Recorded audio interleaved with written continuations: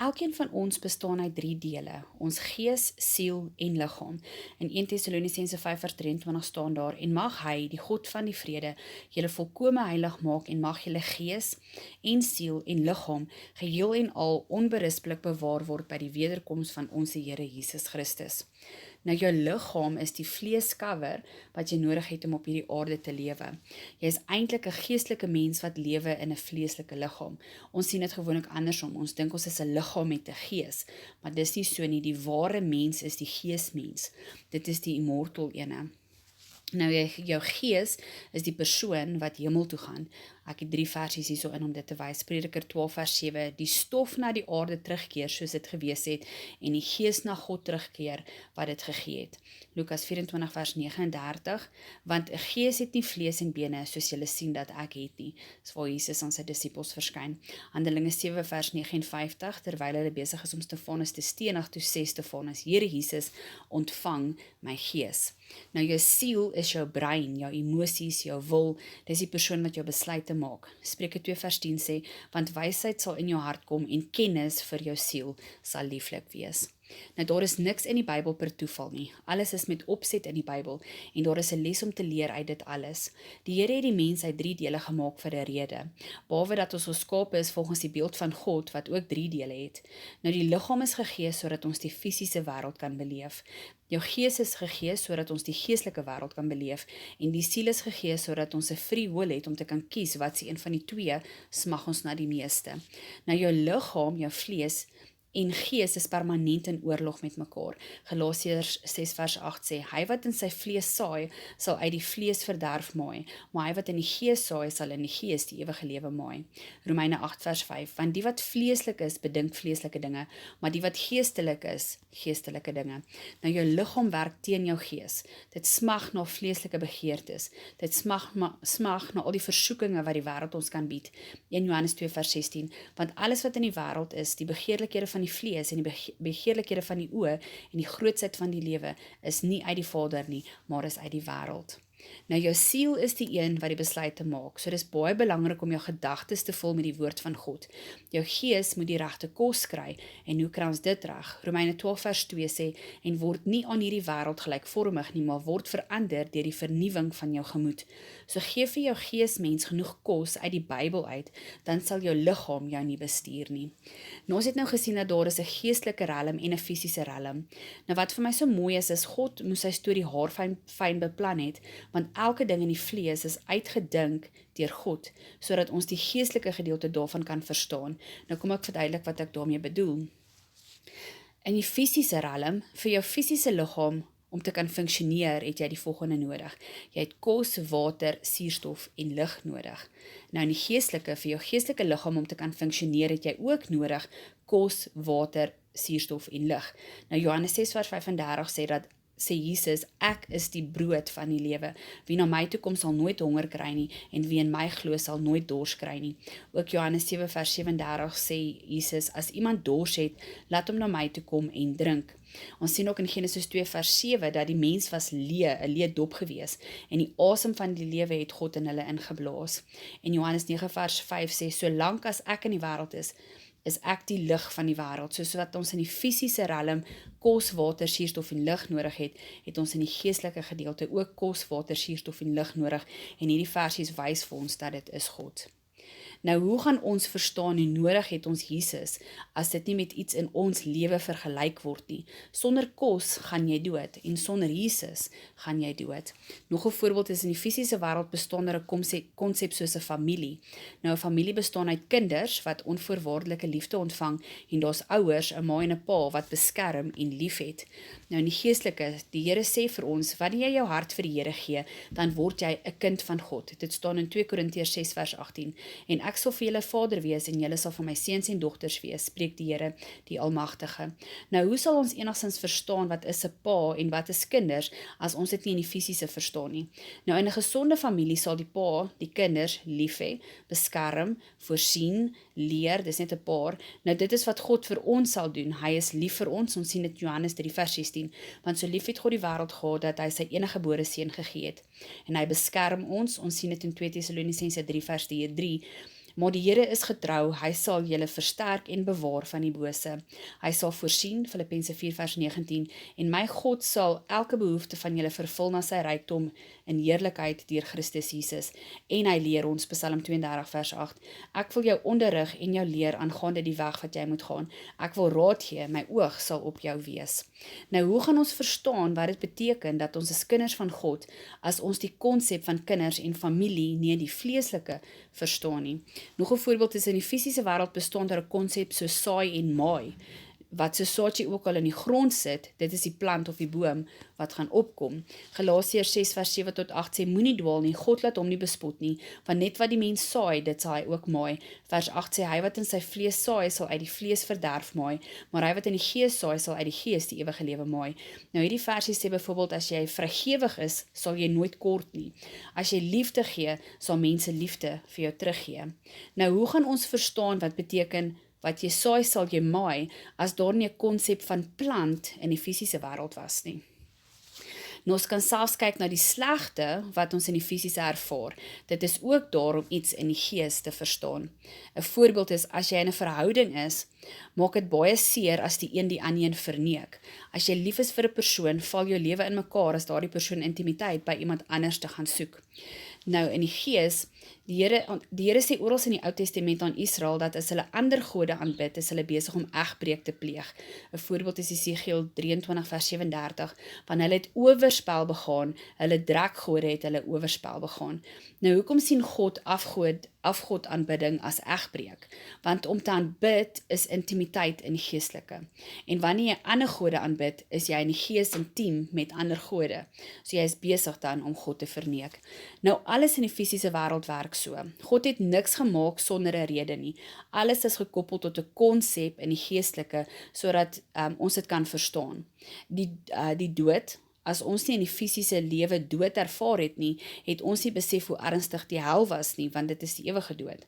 Stikkend kry, as jou liggaam nie seer gekry het en genees het nie, sal ons nie verstaan het dat byvoorbeeld jou emosionele eindes in ons lewens kan ook gesond word nie. Seisoene, soms is jy in 'n geestelike winter en alles in jou lewe groei 'n bietjie moeiliker. Nou, jy kan selfs na iemand se fisiese lewe kyk, en dit wat jy raak sien in die fisiese is 'n spieelbeeld van wat in hulle geestelike lewe aangaan. Want onthou, die fisiese en die geestelike hardloop hand aan hand. Ek het 'n voorbeeld hier ingesit. As 'n persoon ongesond eet, is dit 'n aanduiding dat hulle Bybel lees is ook ongesond. So as jy in die fisiese ongesond eet, is daar probleme in die geestelike ook. En dan sê ek so, wat bedoel ek daarmee? Hulle kry geestelike kos, maar nie kos met substance nie. Dalk luister hulle meestal net na YouTube video's oor mense se opinies van die Bybel, maar hulle lees nie die Bybel om die Heilige Gees se opinie daaroor te ontvang nie. Nou, as 'n persoon byvoorbeeld in 'n huis groot geword het sonder 'n pa, is daar 'n groot moontlikheid dat in die geestelike dit baie moeilik vir daardie persoon gaan wees om God as hulle pa te vertrou. Hulle geloof gaan dalk so 'n bietjie wankelbaar wees. Nou, die boek Hooglied gaan oor liefde tussen 'n man en 'n vrou. Nou, wat het Salomo se liefde vir sy vrou te doen met ons? Hoekom het sy love letters in die Bybel opgeëindig? Nou, weer eens, dit is 'n voorbeeld van hoe die geestelike en die fisiese 'n spieelbeeld is van mekaar. In die fisiese wêreld bestaan daar 'n konsep soos 'n huwelik, waar 'n man en 'n vrou mekaar onvoorwaardelik lief hê en waar hulle intiem verkeer. En die geestelike, die Bybel sê dat Jesus is die bruidegom en die kerk is die bruid. Efesiërs 5 vers 22 gee Paulus aan die gemeente opdragte rakende getroude mans en vroue, en dan sluit hy die stukkie af in vers 32 waar hy sê, hierdie verborgenheid is groot, maar ek sê dit met die oog op Christus is die bruidegom en die gemeente is die bruid. Openbaring 19 vers 7 sê, laat ons bly wees en ons verheug en aan hom die heerlikheid gee, want die bruilof van die Lam, dis Jesus, het gekom en sy vrou, wat die kerk is, het haar gereed gemaak. Ook in 2 Korintiërs 11 vers 2 staan daar, want ek is jaloers oor julle met 'n goddelike jaloersheid, want ek het julle aan een man verbind om julle as 'n reine maagd aan Christus voor te stel. So hier is ons versies wat wys dat die huwelik is 'n spieelbeeld van iets in die geestelike. Nou, hoe gaan ons verstaan wat beteken intiem wees met God as ons dit nie in die fisiese verstaan nie? Want ek praat nie van seks in die geestelike nie. Intimiteit in die geestelike is aanbidding. Worship in Grieks beteken beteken walking towards God with the intention to kiss. Nou die boek van Hooglied gaan oor 'n liefdesverhaal tussen 'n man en 'n vrou en die obstakels wat hulle moet deurgaan as 'n getroude koppel. As ons in 'n ernstige verhouding is of in 'n huwelik is daar 'n hele klompie lesse wat ons uit hierdie boek uit kan leer. Volgens Gary Chapman het elke persoon sy eie liefdestaal. Nou wat dit beteken is elkeen van ons verwag iets anders as bewys van iemand se liefde tot ons. Daar is 5 verskillende liefdestale en die 5 is fisiese aanraking, dade van diensbaarheid, opbouende woorde, kwaliteit tyd en geskenke. Nou, wat dit byvoorbeeld beteken is, as jy 'n persoon is wat van geskenkies hou, dan gaan dit julle verhouding sterker maak as jou ander helfte vir jou soms 'n geskenkie gee. Want jy assosieer geskenkies met, hy is lief vir my. Nou, elke persoon se liefdestaal is anders. Gaan doen die toets op die Love Language se website en vind uit wat jou ander helfte van hou. Ons is geneig om te gee wat ons graag wil hê. Byvoorbeeld as jy 'n persoon is wat baie van drukkies hou, dan gee jy gereeld vir jou man of jou vrou drukkies, wat niks meer fout is nie, dis nodig, maar dalk smag jou man en jou vrou na kwaliteit tyd saam met jou. Wat so mooi is, in Hooglied sien die mens hierdie 5 liefdestale ook raak. Die eerste een is fisiese aanraking en ek lees in Hooglied 1 vers 4 staan daar, trek my agter u aan. Ook Hooglied 2 vers 6 staan daar, laat sy linkerarm onder my hoof wees en sy regterarm my omhels. Nou fisiese aanraking is byvoorbeeld as jy verby mekaar loop en jy gee sommer gou uit die bloute uit 'n drukkie. Dit wys vir die ander persoon dat ek sien jou en ek mis jou. Al hou die lewe 'n mens besig. As ek verby jou loop, sien ek jou raak. Dan dade van diensbaarheid, Hooglied 2 vers 5 staan daar, versterk my met rosynnekoeke. Nou dade van diensbaarheid beteken jy doen iets vir die ander persoon wat werk is, maar jy doen dit om die las te help dra. Byvoorbeeld as jy jou vrou help met skottelgoed was, jy doen dit nie omdat dit lekker is nie, jy doen dit omdat jy lief is vir haar. Dan opbouende woorde, ons sien in Hooglied 1 vers 8, die mooiste onder die vroue, sê Salomo dan vir sy vrou. Nou ons vergeet soms om komplimente te gee. Omdat 'n mens so gemaklik raak met mekaar, is mens geneig om net die liefdevolle kritiek te gee. Byvoorbeeld alles wat die persoon verkeerd doen, gaan ons vir hulle uitwys in die hoop dat hulle 'n beter mens sal word. Maar moenie vergeet om dit wat die ander persoon reg doen ook te noem nie. Dan kwaliteit tyd, ons sien in Hooglied 2 vers 3, ek het verlang om in sy skaduwees te sit, so die Salomo se vrou sê, ek wil so graag tyd saam met hom spandeer. Nou jy moet besef dat onverdeelde aandag is wat 'n verhouding nodig het. Nie julle sit by mekaar, maar elkeen is besig met sy eie ding op hulle fone nie. Ja, dit is ook soms lekker om net in mekaar se teenwoordigheid te wees, maar as jou ander helfte se liefdestaal kwaliteit tyd is, dan gaan jy jou foon moet neersit en wys dat hy of sy is belangriker vir jou as dan nou byvoorbeeld jou foon. En dan die 5de liefdestaal is geskenkies. Hooglied 1 vers 11 sê, ons sal vir u goue kietankies maak met silwer knoppe. Nou ek dink elkeen van ons hou van 'n oulike geskenkie so uit die bloute uit. Dit wys eintlik dat toe ek nie by jou was nie, het ek hierdie gesien en ek het aan jou gedink. Nou as ons kyk na die tydlyn van die boek van Hooglied, sal ons sien van hoofstuk 1 tot so 'n stukkie van hoofstuk 3 is waar die man en vrou smoor verlief is op mekaar. En dan gebeur daar 'n troue, daar's in hoofstuk 4-5 rond. En dan die laaste 3 hoofstukke is dan nou waar hulle al 'n rukkie getroud is en nou moet hulle begine werk aan hulle liefde. So verliefdheid is nou nie meer daar nie en dit is nou net liefde wat oorgebly het. Okay, so die eerste enetjie gaan oor hulle is smoor verlief op mekaar en Hooglied 2 vers 16 sê, my beminde is myne en ek is syne.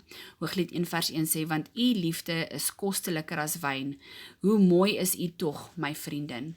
Nou in die begin van enige liefdesverhouding is 'n mens gewoonlik so smoor verlief, niks kan jou skei van jou liefde vir jou ander helfte nie. Jy is totaal en al blind vir mekaar se foute. Jou liggaam kry butterflies as julle naby mekaar is of as julle per ongeluk aan mekaar raak.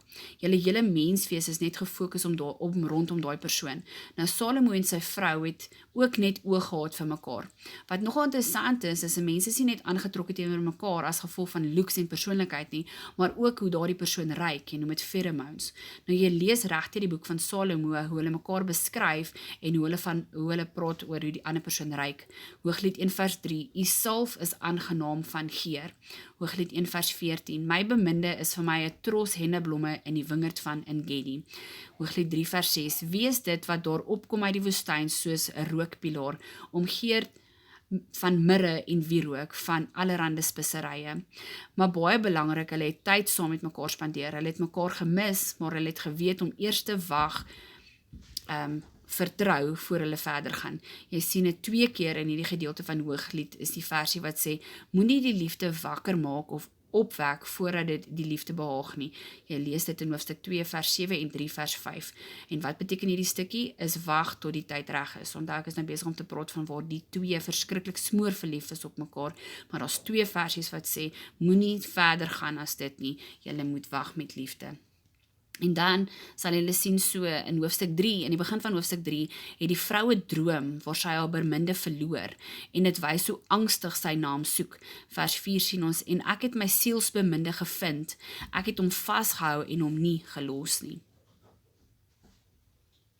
Nou, om totaal oor te gee aan liefde is 'n baie scary idee, want dan kan 'n mens die kans staan om seer te kry. Ek dink een van die grootste vrese van enige liefdesverhouding is dat jy dalk daardie persoon kan verloor, en hierso sien ons ook nou in hoofstuk 3 voor die troue hoe sy 'n droom het waar sy vrees dat sy het haar geliefde verloor. So nou kyk ons na die troue, hoofstuk 4, so hulle smoor verlief, hulle het so 'n bietjie vrese voor hulle trou, en nou is ons by die troue. Nou op ons troudag maak ons seker ons lyk op ons mooiste. In hoofstuk 3 sien ons dat Salomo is op pad na sy troue toe. Vers 11 lees, aanskou met vreugde die koning Salomo op sy troudag en op die dag dat sy hart vrolik is. So die bruidegom is vrolik en die bruid is op haar mooiste. Hoofstuk 4 vers 1 sê, hoe mooi is u tog my vriendin, hoe mooi is u tog. Vers 7, alles is mooi aan u my vriendin en daar is geen gebrek aan u nie. Vers 9, u het my hart gesteel, hoe skoon is die liefde, beter is die liefde as wyn en die geur van die salf as al die speserye. So ons het nou gesien waar hulle nou getrou het, so nou is hulle al 'n rukkie saam en life happens. Ek het daar neergesit, life happens. Nou jy sien in Hooglied 5 dat die man het moontlik laat by die huis aangekom. Die vrou het nie opgespring en vir hom oopgemaak nie. Sy het gesê, hoofstuk 5 vers 3, ek het reeds my pyjamas aan en my voete is al reeds skoon en nou gaan dit weer vuil word om vir jou oop te maak. Toe sy uiteindelik die deur oopmaak, toe was hy weg. Maar hy het steeds vir haar 'n love letter gelos. Jy sien dit in hoofstuk 5 vers 5 waar hy die deur se handvatsel gesmeer het met mirre. So dit is dan nou, hulle sê in die oudtydse manier gewees, het hulle vir mekaar sulke notaatjies gelos om te sê hulle is lief vir mekaar. Maar dalk het die vrou sleg gevoel oor dat sy so lank gevat het om oop te maak en sy het rondgevra of iemand hom gesien het. Dit is dan waar die vrou besef wat 'n wonderlike man sy eintlik het. Hooglied 5 vers 10 sê, my beminde is skitterend wit en rooi, uitnemender as 10.000, hy is geheel en al die lieflikheid self. Dit is my beminde en dit is my vriend. Nou jy kan sien dat sy het angstig na hom gesoek in die begin, en sy het op verkeerde plekke gaan soek. Julle sal, as julle die stukkie gaan lees, sal julle sien, sy het in die stad gaan soek, waar die mense haar toe seer gemaak het. Nou as jy aan jou eie verhouding ook dink, wanneer jaloesie byvoorbeeld inkruip, dan begin 'n mens altyd die slegste eerste dink van die ander persoon. Ons is soms geneig om dit te overthink, maar dit maak 'n mens net seer. Toe sy uiteindelik aan die waarheid begin dink, dat hy is haar beminde en hy is haar vriend, toe begin sy helder dink en daarna sien jy weer waar sy hom uiteindelik gevind het. So hulle is nou al 'n rukkie getroud, lewe gebeur, hulle hak 'n bietjie, en nou sien ons hierso, maar ons moet besef dat liefde kan alles oorwin.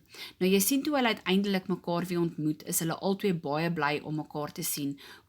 Hooglied 6 vers 3 sê, sy sê, ek is my beminde sin en my beminde is myne, en hy sê, mooi is u, my vriendin. Nou jy sien daarna gee hy haar weer dieselfde komplimente as wat hy vir haar gegee het voor hulle troue. Dis asof hy vir haar sê, ek is nog steeds so lief vir jou soos voor ons troudag. Jy is nog steeds so mooi vir my. En sy sê aan hom, by jou is waar ek nog steeds wil wees. Hooglied 7 vers 6, hoe mooi en hoe lieflik is u, o liefde, onder al die genietinge. Nou Hooglied sluit af met 'n prentjie dat 'n huwelik is soos 'n seelring en soos die dood, dis permanent. Maar liefde kan enige storm weerstaan. Hooglied 8 vers 6 sê, dra my soos 'n seelring op u hart, soos 'n seelring op u arm, want liefde is sterk soos die dood. Die liefdesywer is hard soos die doderyk. Sy gloed is 'n gloed van vuur, 'n vlam van die Here. Groot waters kan die liefde nie uitblus en riviere dit nie oorstroom nie. Al gee 'n man ook al die goed van sy huis vir die liefde, hulle sou hom diep verag. Soos ek sê dat hierdie stukkie sê dat liefde oorwin alles. Nou, intimiteit is tussen een man en een vrou tot die dood ons skei. Ek het al in vorige lesies genoem dat sodra jy saam met 'n persoon slaap, is jy in God se oë getroud. Maar ons as mens dink dat as ons nie die staatpapiere het om te wys ons is getroud nie, en ek wil uit die verhouding, is dit nie skei nie, want ons was nooit getroud nie. Nou, in die oogpunt van die wêreld, ja, maar in God se oë was jy getroud, en as jy nou saam met 'n ander persoon intiem gaan wees, is jy besig met egbreek. En daar is baie versies in die Bybel wat waarsku teen egbreek. Selfs een van die 10 gebooie in Eksodus 20 vers 14 sê, jy mag nie egbreek pleeg nie. Nou dalk is jou vraag, maar hoekom nie? Dit klink nou weer asof God nie wil hê ons moet die lewe geniet nie. Nou ek het al 'n klomp keer in die vorige lesies genoem dat God sê nee, want hy is lief vir ons. Hy weet wat se pyn jou keuses na die tyd kan veroorsaak. Byvoorbeeld as daar 'n kind verwek word, gaan daardie kind beïnvloed word. Ook een van die belangrikste redes is intimiteit met 'n persoon is geestelik.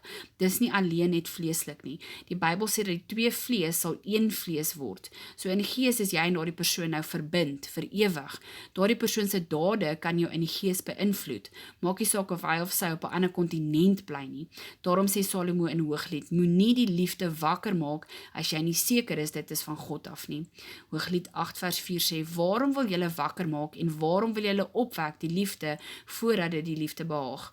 Nou ek verstaan as gevolg van baie van ons verlede en hoe ons opgerig is hierdie bietjie 'n sensitiewe onderwerp.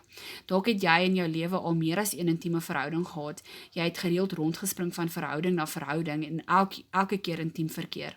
Nou dit is hoe Hollywood ons ook leer hoe liefde werk, maar onthou, dit is so 'n geestelike journey met God werk. Jy gee jou hart vir die Here, dit is dan jou gees wat na hemel toe gaan. Jou liggaam wil nog aangaan met sy wêreldse maniere, want jou liggaam het nie tot bekering gekom nie. Ons kry 'n vernuwe liggaam aan die einde van die storie.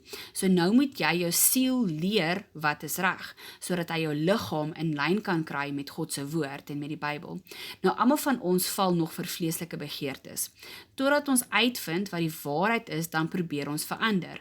Romeine 3 vers 23 sê, want almal het gesondig en dit ontbreek hulle aan die heerlikheid van God. Dit is soms moeilik om ons wêreldse maniere te los, want dis lekker. As sonde nie lekker was nie, het ons dit nie gedoen nie. Maar dit bring probleme, dit bring hartseer, verwerping en onthou sonde maak 'n skeidsmuur tussen jou en God. Nou ons moet onthou dat God het intimiteit tussen 'n man en vrou vir ons gegee. Hy het ons liggame gemaak. Dit was sy plan dat dit geniet moet word tussen 'n man en sy vrou, maar die duiwel het gekom en dit vuil gemaak. Doen hy dit nie met alles nie? Dink byvoorbeeld God is ons Vader, maar baie vaderfigure in familie is afwesig of liefdeloos, dan is dit baie moeilik vir ons as mens om God te sien as 'n Vader. Die duiwel het 'n mooi konsep gevat en dit vernietig. Hy doen dit met intimiteit ook. Ons het gesien dat die vleeslike en die geestelike betekenis van intimiteit is. So in die vlees is dit 'n intieme verhouding tussen 'n man en 'n vrou, maar in die gees is dit om God alleen te aanbid. Onthou, sodra ons ander afgode aanbid, is ons besig met egbreek in die gees. Nou onthou, die vleeslike gedeelte van die storie is 'n koppie. Die werklike gedeelte is die gees en dit is baie mooier. Jesus wil so graag 'n intieme verhouding met ons hê. Hy wil so graag hê ons moet hom aanbid en hom alleen. Ons het nou al in vorige lesies gesien wat is aanbidding. Ons aanbid God met ons worship liedjies gedurende die kerkdiens. Ons aanbid God met ons offerandes en ons tiendes, maar die belangrikste versie is Romeine 12 vers 1 wat sê we need to offer our bodies as living sacrifices. So maak seker jy aanbid God elke dag van jou lewe met alles wat jy doen. Jy wat in 'n intieme verhouding is, wie het al gevoel asof jou man en jou vrou ver van jou af voel? Hulle slaap saam met jou in dieselfde bed, maar hy of sy voel ver. Nou dit het niks te doen met hulle fisiese posisie nie, want julle leef in dieselfde huis, julle slaap in dieselfde bed. Dis gewoonlik wanneer 'n man en 'n vrou nie intiem verkeer nie. Dis dan wanneer ons ver van mekaar af begin voel. Nou dis dieselfde met jou verhouding met God ook. Wie het al gevoel asof God ver is, asof God jou verlaat het? Maar dis onmoontlik, God verlaat ons nooit nie. Hebreërs 13 vers 5 sê God, ek sal jou nooit verlaat nie, jou nooit in die steek laat nie. Die rede hoekom God ver voel, al is hy hier langs jou, is oordat jy lanklaas intiem met God was. En onthou, met intiem in die gees bedoel ek, jy het lanklaas God ordentlik aanbid. Jy het lanklaas onverdeelde tyd saam met hom spandeer. Nou, dieselfde intieme verhouding tussen 'n man en 'n vrou is wat Jesus van ons smag. Hy is so vreeslik lief vir sy bruid, dat hy in haar plek vir al haar sondes betaal het op die kruis, net sodat ons in ewigheid saam met hom kan wees. Ja, jou verhouding met die Here het ook sy fases. Die dag as jy hart vir die Here gee, wil jy die hele wêreld vertel van Jesus. Jy kan nie wag om dit met almal te deel nie, maar soos wat die lewe ons besig hou, begin ons verliefdheid oorgaan in liefde. Dan voel dit soms soos werk. As jy byvoorbeeld Sondag moet opstaan vir kerk, nou ek het al in vorige lesies gesê dat liefde is nie hoe 'n mens voel nie, liefde is 'n commitment. Al voel jy nie lus nie, jy doen dit nog steeds want jy is lief vir daardie persoon. Ons moet soos hierdie vrou net weer onthou waarom ons die eerste keer verlief geraak het op Jesus, die dag toe hy al jou sondes van jou skouers af weggeneem het, die dag toe hy jou vrygemaak het van die dood.